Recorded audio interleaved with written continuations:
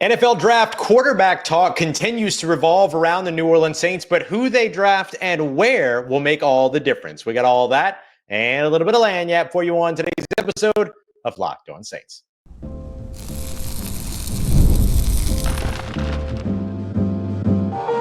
You are Locked On Saints, your daily New Orleans Saints podcast, part of the Locked On Podcast Network, your team every day.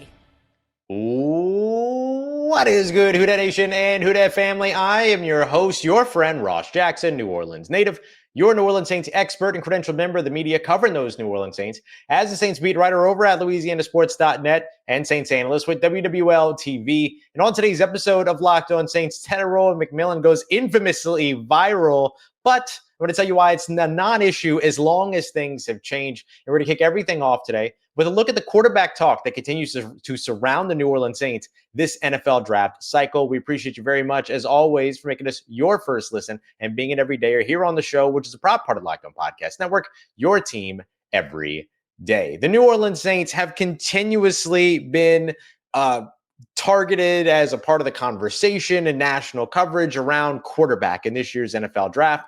And they certainly have kind of rightfully been a part of that conversation, considering all the different quarterbacks they've been checking in with, visits, dinners, all these other things.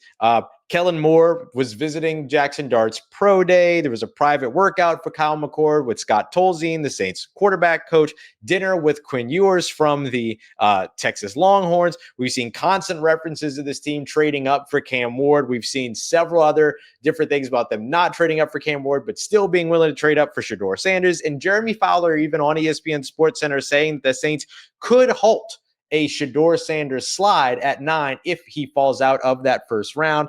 And I'll tell you, there's a lot of options for the New Orleans Saints when it comes to drafting a quarterback this season. I don't know that it's entirely necessary for them to do so, but if they want to, well, actually, I'll tell you what. I'll tell you why I've kind of changed my tune on that. I do think that there is a reason for the Saints to draft a quarterback, even if it's outside of the top two guys. The first of which is that it could be one of the top two guys, right? That could be the case. The other side of this is that now you have this added wrinkle of Derek Carr having wanted to pursue the market and pursue a trade and all these other things, and the Saints restructuring to keeping him in town. That kind of makes things a little bit different. It's, what happens if you go in and you lose 3 of the first 4 games in the season? What's that relationship really like? Can you trust each other? All this other stuff. There's just a lot that's going to go into all that I think colors a little bit of this a little bit differently than maybe we would have talked about it a couple of months ago. And so with that being the case, I wanted to go over the scenarios that I think are fine for the New Orleans Saints to invest in a quarterback should they choose to do so. Here are the moves that I would be, and I'm using this phrase very, very lightly, quote unquote, okay with. It doesn't matter what I'm okay with, right? I think the biggest thing that we're really looking at here is where the New Orleans Saints are and what it is they might be able to do. Obviously, there's the trade up to number 1 that has been in constant conversation. If you're an everydayer, you've heard me talk about this before. I'm not super in on that move because I doubt it's going to happen. You look at the timing of the signing of Russell Wilson and Jameis Winston with the New York Giants. New York Giants could have been one of those teams at 3 to potentially look to push up to 1 to grab Cam Ward. But those signings happen here as you get closer and closer to the draft, which kind of tells you that New York knows that they're out of range for either quarterback, or at least preparing themselves to be out of range for either quarterback. But beyond just knowing that they're out of range for either quarterback, they also know that they're not going to be able to trade up for either quarterback. So that seems to indicate that the Giants at least believe that there's a good chance that Cam Ward goes at number 1 and then Shedeur Sander goes at number 2. But of course, Shedeur Sander becomes the wild card in this situation. So I think there's that. I think there's the price tag, which is going to be way, way, way high because you're asking Tennessee not just to trade out a position to draft Cam Ward, you're asking them to trade out a position to draft Cam Ward, to be out of position to draft Shedeur Sander, to be out of position to draft Travis Hunter, Mason Graham, and Abdul Carter. Like, they're giving up on 5 different top 5 prospects by making that move. And I just don't see the Tennessee Titans being willing to do that for any real price, right? I think we can always say, and I've said it here on the show before, everyone's got a price, but I think that price is a little bit unattainable for the New Orleans Saints. And knowing that they wouldn't want to give up that much in order to give up more than likely, or in order to get up more than likely, kind of rules it out. But what are the moves that seem to make sense? Well, I think that drafting Shedeur Sander anywhere between 4 and 9 makes sense. You can even go so far as 3 to 9 because the Giants might look to trade back, but they could be sitting there with Shedeur Sanders on the board, ready to make a decision that's opposite what we think they're going to make because they signed 2 free agent starter quality quarterbacks. They also could have Abdul Carter on the board. They could have Travis Hunter on the board. So maybe they don't look to trade back. And so if Shedeur Sanders falls to them, they might go for one of those other guys, in which case then you would see Shedeur Sanders fall to the New England Patriots at 4. That's a great place for New Orleans to strike. You're still trading picks, but you're not trading nearly as much as what you'd be trading to try to get to the top 1 selection, giving you an opportunity to continue to try to take advantage of this draft up at the top. The other thing that you could do here is trade into the first, late in the first, to draft Jaxson Dart. Now, this would be if Kellen Moore truly believes that Jaxson Dart is the guy, right? My analysis doesn't matter, and no one's analysis matters. All that matters in this situation when it comes to Jaxson Dart is if Kellen Moore sees a young Jalen Hurts in him, or sees something in him that says, no, I can work with that talent. Then you would see the New Orleans Saints trade into round 1 to draft him. Now, they could also wait for him at 40, pick him at 40, also completely okay with that scenario as well. But the benefit of trading into round 1 is to get the 5th-year option, right? So that you have a little bit more cost control at that spot. That rookie contract on a quarterback, if he eventually does become your starter, allows you to be able to go out there and spend money in free agency when it comes to what you're trying to bring in. It's one of the reasons why I always talk about build the car around the quarterback first, and then you can plug the driver in. One of the reasons why I think that is because if you go out there and you build what you can build to the draft, and then land that rookie quarterback, then you're looking at free agency to build things around. So if the Saints feel like they have the vehicle though, and they want to go and get the driver now, fine, totally fine. Trade up to the bottom of round 1, grab them, get the 5th-year option so you can maximize some of that cost control that you have. Jaxson Dart at 40, just as good. You just don't get the 5th-year option. 6 in one, half a dozen in the other.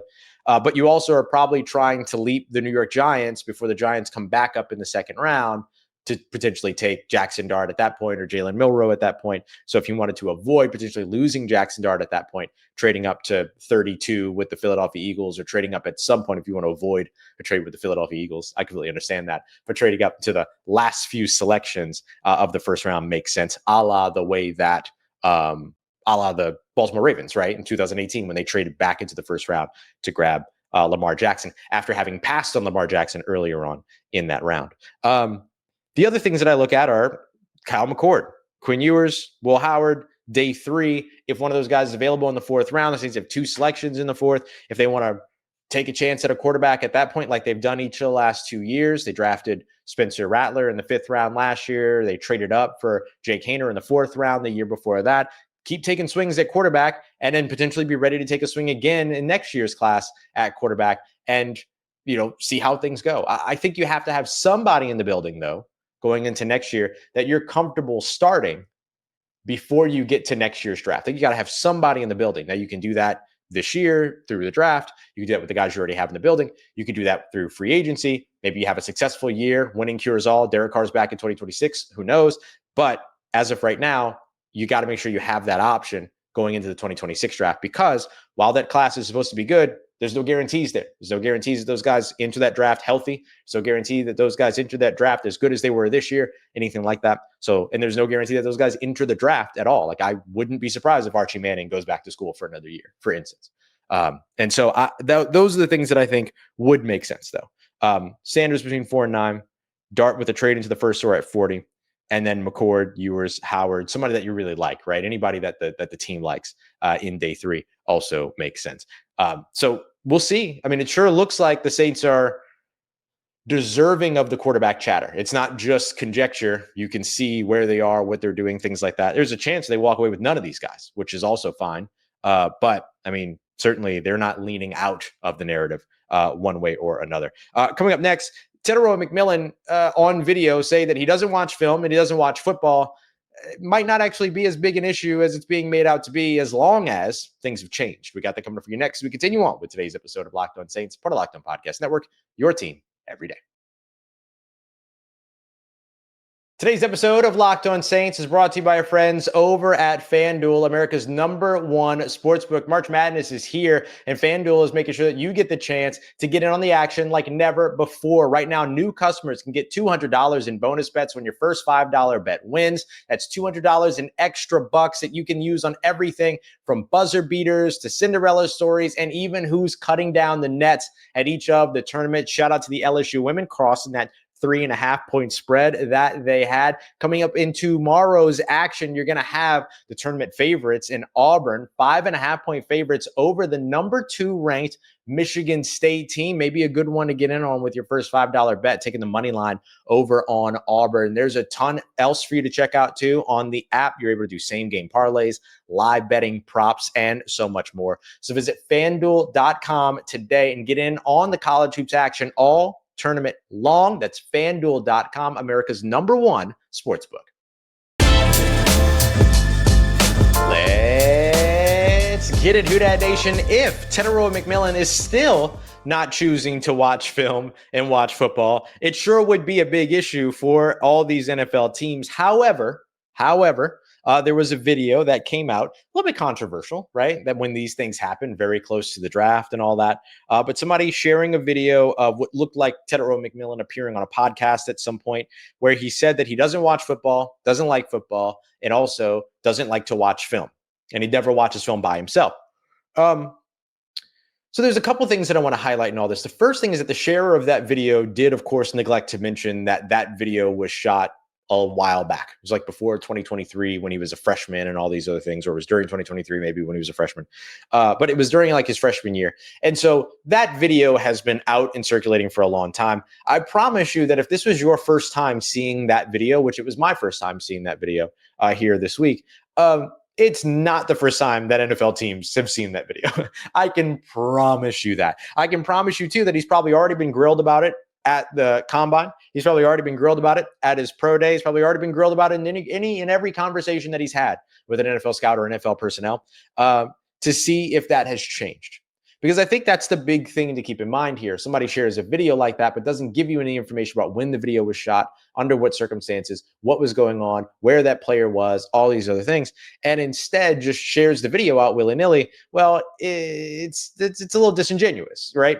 And so I think that there's a real situation here where he said that on a video, which, by the way, he shouldn't have said. Like, just don't say that, period. Like, just some things are better just left alone. Just don't say that out loud. You know what I mean? Especially when there's a camera on you and recording and stuff like that. No getting around that. Bad decision to say that. But if since then he's corrected the real decision that matters, which isn't the decision to say that out loud on a camera in a podcast while you're being recorded, but instead fix the actual problem, which was that he didn't watch football and he didn't like watching film, then none of it matters. And NFL teams know that none of it matters, which is why he is still and will always still be considered a top 10, potential top 5 guy. Because I promise you that even when we've been singing the praises of Tetairoa McMillan before that video came out, NFL teams had already seen that video and he was still considered a top 10, top 5 selection. Why? Because he sure doesn't play like a guy that doesn't watch tape.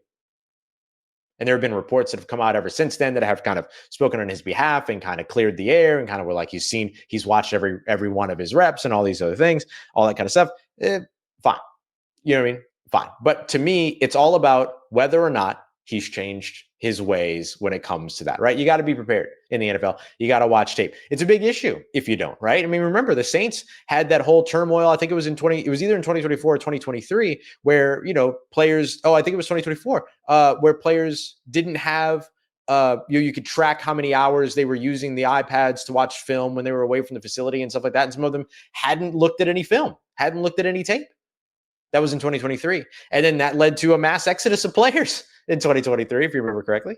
And so I think that that's a big thing that you don't really want to mess with if you're a team. Now, I will say that it puts a bad light on Tetairoa McMillan for having said that, but he very well has changed a lot when it comes to this over the course of the past few years. It's not like he was saying something that is like unforgivable. He was talking about his own process and what it is that he likes to do. It's a very different situation than if it were, other types of remarks and things like that. But in this scenario, he's 2 years removed from those comments, which changed since then. I think that's what's going to be most important to the players. So for me, the issue is not necessarily the video, even though, like I said, he definitely shouldn't have said it, but more so, what have you done since then? What have you done for me lately, right?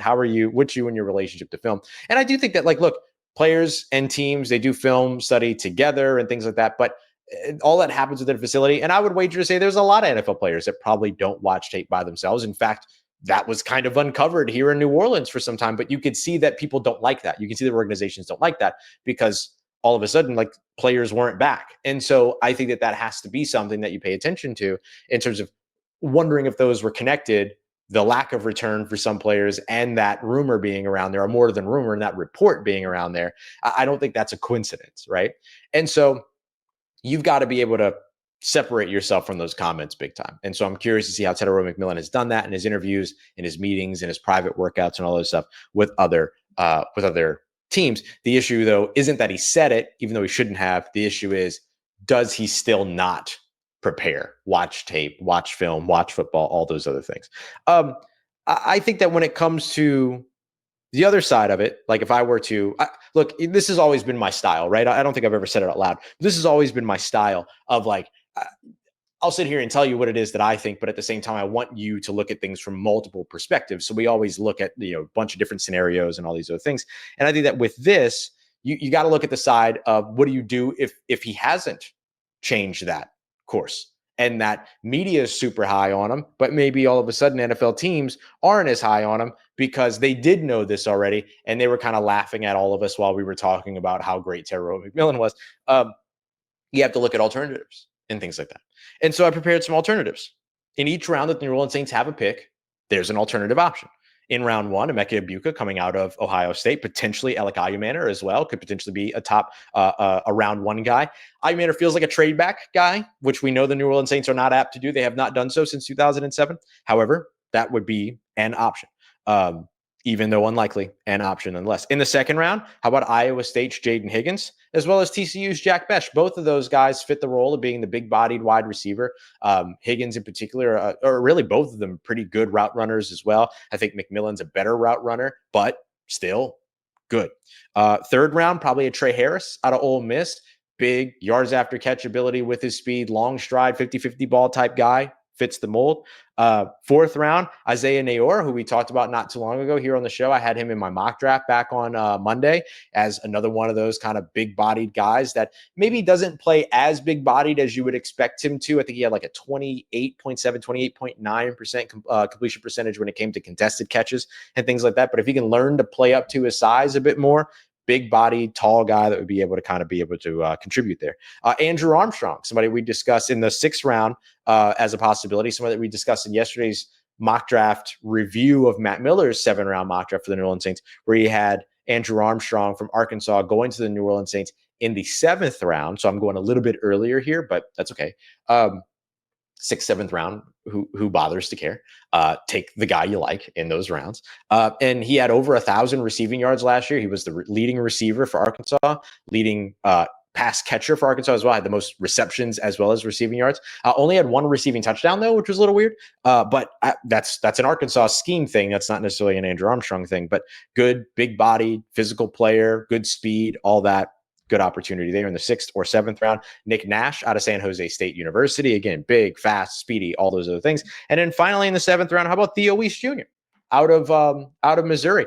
Kellen Moore's younger brother, Kirby Moore, is the offensive coordinator and quarterbacks coach for Missouri. He's gotten a real good amount of look at Theo Weiss. There could be a guy that's drafted in the 6th or 7th round in day 3 of the NFL draft. I'm sure Kellen Moore can call up Kirby and say, hey, what do you got to say about this guy? Tell me what you need to know. So he gets a little bit of the inside track. So if it is an issue, if it is still an issue, then it is an issue, right? That's the way that I would look at it. And so if it is still a thing that he doesn't watch tape, doesn't watch football, all those other things, then yeah, you might turn your cheek a little bit over at that opportunity to draft him at 9. Then you go with an edge rusher or an offensive lineman or a corner in Jahdae Barron. And then all of a sudden, you still have a ton of different options that fit the big body mold later on in the draft. So even if you do decide, nah, I don't want to mess with that, that's not my thing, which I think most NFL personnel have an ego big enough to say, I could make them watch tape, right? And that would be the other piece to it all. But I mean, I don't think this is going to play out to be as big a deal as long as it's not still a thing for him that he doesn't watch tape. So we'll see.